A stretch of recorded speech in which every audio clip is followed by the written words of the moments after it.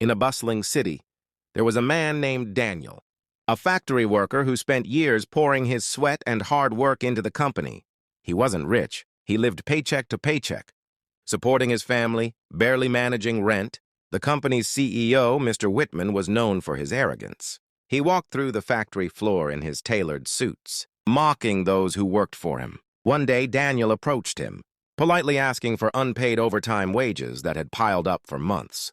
Instead of listening, Whitman laughed loudly. "You, asking me for money? You're replaceable, just like a broken tool.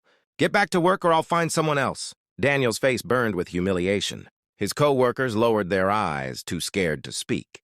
But Daniel, gathering courage, said quietly, "I may not have power like you, but I have dignity, and I will fight for what's fair." Everyone thought it would end there, but Daniel filed a case in court.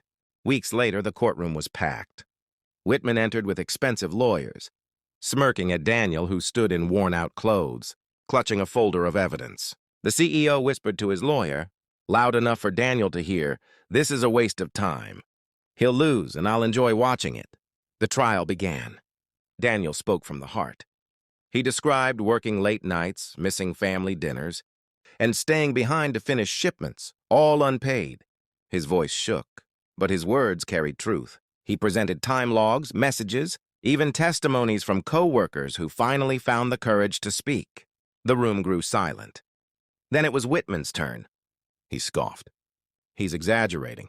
This man should be grateful I even gave him a job. People like him, they beg. They don't deserve more." Gasps filled the courtroom.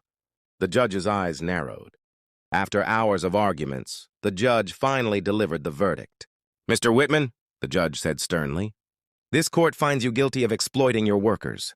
Not only will you pay Daniel every cent he is owed, but you will compensate every employee you've underpaid. Your arrogance has no place above the law."